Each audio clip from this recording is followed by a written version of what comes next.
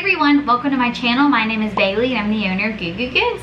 Today's video is going to be a how I got started video and kind of a timeline of my business. I've been asked a couple times about how I got started and I thought I would make this little video to go over the whole backstory that got me from there to here. So if you have been wondering how I got started with Googoogoogoods, then you can just keep on watching. And I actually also have my computer here with all of my notes so that I don't forget anything. So I'm probably going to reference that every once in a while just to make sure that I don't forget anything. And I'm actually going to throw it back pretty far back to 2016 when this whole thing kind of got started. The actual business didn't start until a couple of years ago, but what started the wheels kind of turning was definitely in 2016. So let's go ahead and start at the beginning.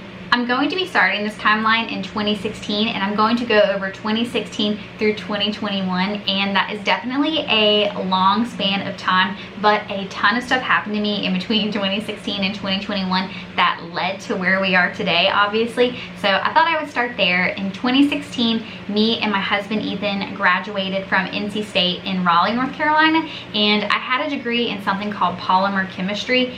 And basically the idea was after I graduated, I would get some sort of like fiber science job. If you're not super familiar with polymer chemistry as a major for college, basically I was a chemistry student and I took specific courses related to fiber science, dyes, like dyes for your clothes, dye science, stuff like that, plastics. That's basically what my degree was in. And my idea was to get a job in like a fiber science like situation. I wasn't quite sure what I wanted to do. It was either that or I wanted to go to dental school, but I went to a couple of like pre-dental meetings at the school and everyone else just seemed so much more with it and like they were going to get in. So it seemed like my chances were pretty low, so I kind of gave up on that. But after college, Ethan ended up getting a job. He's an environmental engineer. He got a job at a firm in Lexington, Kentucky. So we packed up and moved from Raleigh, North Carolina to Lexington, Kentucky to begin our lives as newlyweds and out of college people. After we moved to Kentucky, I got a job in a lab and I really, really liked my job, but the actual like workplace was extremely toxic. So I was like, no, this is not working anymore. And I quit that job and I decided to try to get into dental school again. But obviously that did not work out and there was a lot of craziness in between. But during all of that, we decided to start a family. And as you probably know, if you have watched my channel, I got pregnant with twin boys. So yeah, living in Kentucky and being pregnant with twin boys was kind of like not what we wanted to do. So we packed up and we moved to North Carolina in, I think it was May of 2020.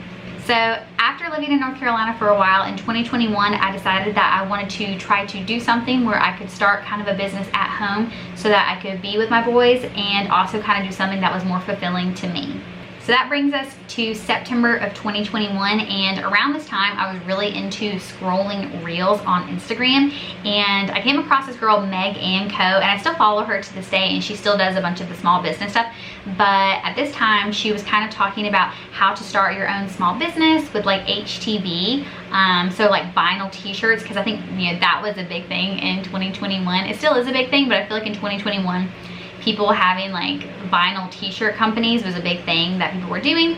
So I was like, I would love to do that because I could do like creative designs, I could make it myself, and it's something that you could do at home. So I like fully jumped into that and I started the first business called Atlo & Co, which is actually just like a combo of my kids' names, and I thought that was so cute. I was like, this is the perfect name, I love it. So I started that little business where I did the vinyl t-shirts, and I also did a little bit of screen printing where I did that thing where you take the vinyl and you put it on a screen like you would screen print, and like that's like, instead of doing like the emulsion and stuff like that, your vinyl would be what was blocking the rest of the screen. So I did that, and I did that for a couple of months and it didn't go super well. I wasn't really seeing the results that I was wanting to see. So I kind of stopped focusing on that and pretty much gave up on that after a couple of months. After I kind of wrapped up Atlo & Co, that brought me to March of 2022, and I was still looking for the next kind of business venture that I could take on. So I was listening to a bunch of different business podcasts, and I found one called Selling on Amazon with Andy Isom, and it basically talked about everything related to Amazon FBA, which is basically where you order the products but you send them to Amazon, and when a customer orders from Amazon, Amazon fulfills it. You don't have to do anything with like shipping, processing, or anything like that. And if you buy any product on Amazon and it has like the Prime check mark, that means FBA. That means that Amazon actually has that product and they're sending it out to you. The actual business you're ordering from doesn't have it. So if you've seen that and you see like sold by Bailey but shipped by Amazon, that's what that means. So I was listening to that and I thought that that would be a really great business model for me, because I felt like I could promote the products, I could take pictures, videos, everything that I needed to do, but I didn't actually have to store the inventory at my house.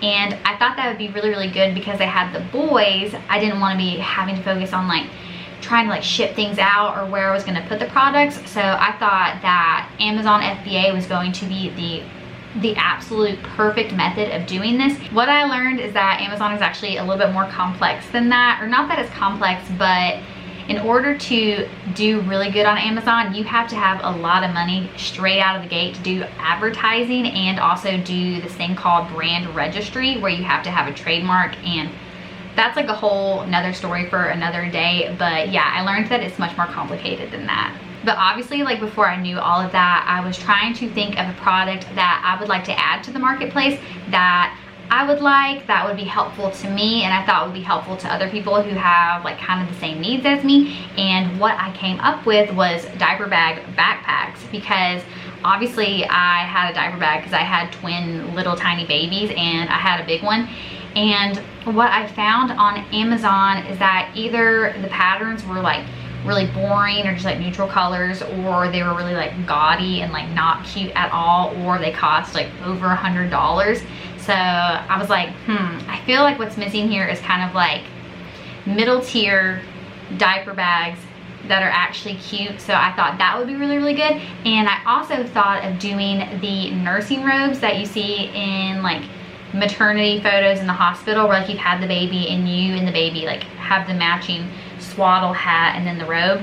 And I got samples for those and they were really, really cute. But in order to get those produced, it was going to be like $15,000 or something like that, and I did not have $15,000 to invest in some robes and matching swaddles. So I was like, yeah, diaper bags are a little bit more economically available to me. So that's when I decided to go the diaper bag route. I decided for the diaper bags to just start with one pattern. So I reached out to an artist on Fiverr and had her design the pattern for me, and I got a sample of it and I liked it, and I went ahead and sent it into production. So while I was waiting for that, I was coming up with different names for the business, and Ethan actually is the one who came up with Googoogoogoods. We were just talking about it one night and he was like, what about Googoogoogoods? And I was like, that is absolutely perfect. So that's how we came up with the name Googoogoogoods. It was just in Ethan's creative mind. But yeah, so I actually have an LLC, and my LLC is not Googoogoogoods. It's something else entirely, so that if I wanted to do another business and call it something else, I could do that under my LLC. The Googoogoogoods is just what's called a DBA, or doing business as. So like I am my LLC doing business as Googoogoogoods. And this is just like a hot little tip that if you want to start more companies, like I wouldn't want to name, like my LLC being Googoogoogoods could definitely hold me back, because I can't really like, I mean, I could start other companies under it, I guess, but I don't think it was a good idea. So yeah, Googoogoogoods is my DBA and not my LLC, if that makes sense.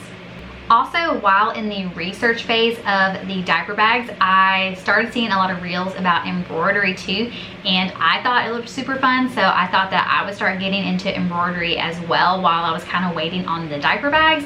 And so that is when I got my first single needle machine from Amazon, and it was actually refurbished, so I got a good deal on it, so I'm really happy about that.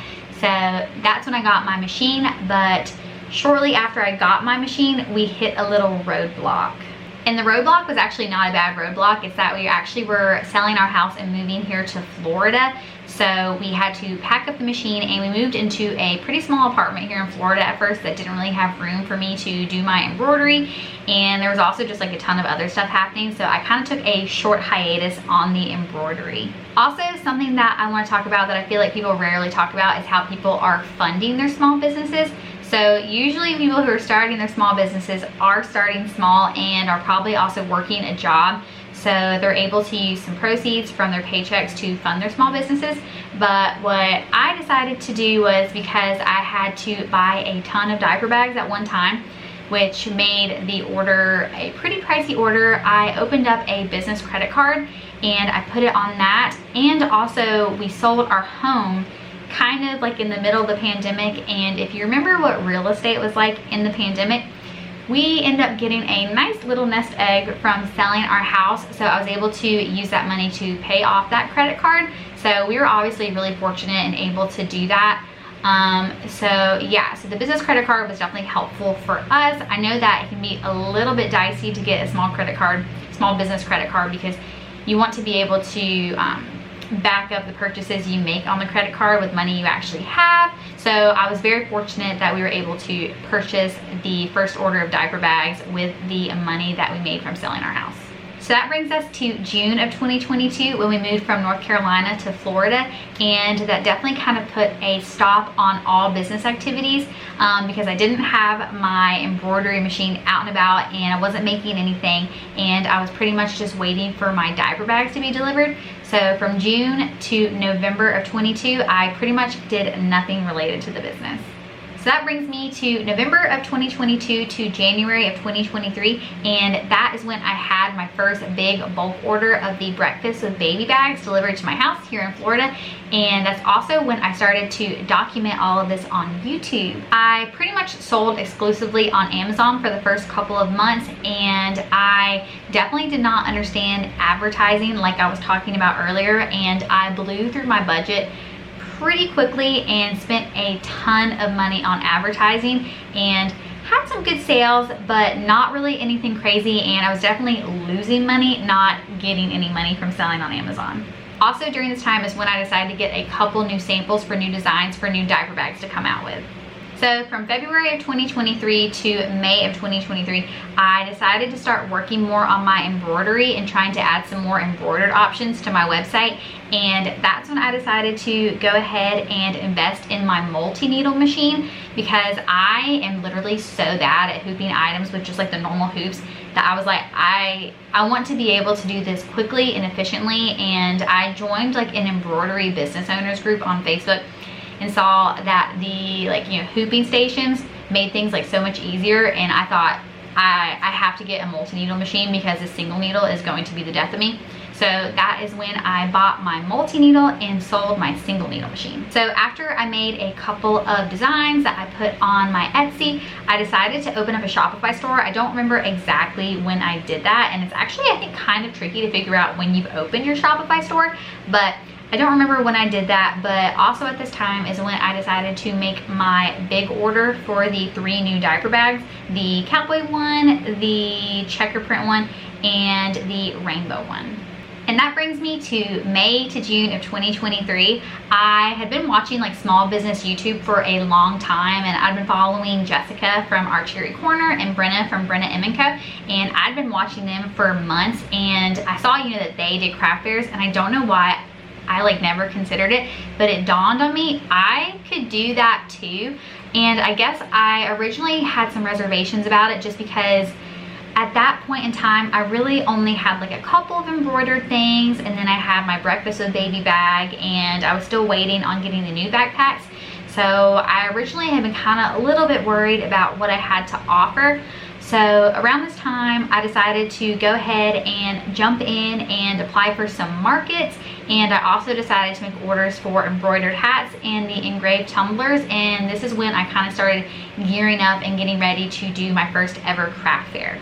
My manufacturer was able to send me a small batch of bags that I could bring to my craft fairs, and at this time I was kind of like leaning more into the motherhood stuff, but I was slowly but surely adding in just items that I liked and started kind of growing my brand more instead of just being like the business that has some diaper bags on Amazon. I was trying to grow more into kind of like a brand that has motherhood stuff, but also embroidery and just kind of cute stuff that I liked, if that makes sense. But yeah, so that is when I was prepping for my first ever vendor market.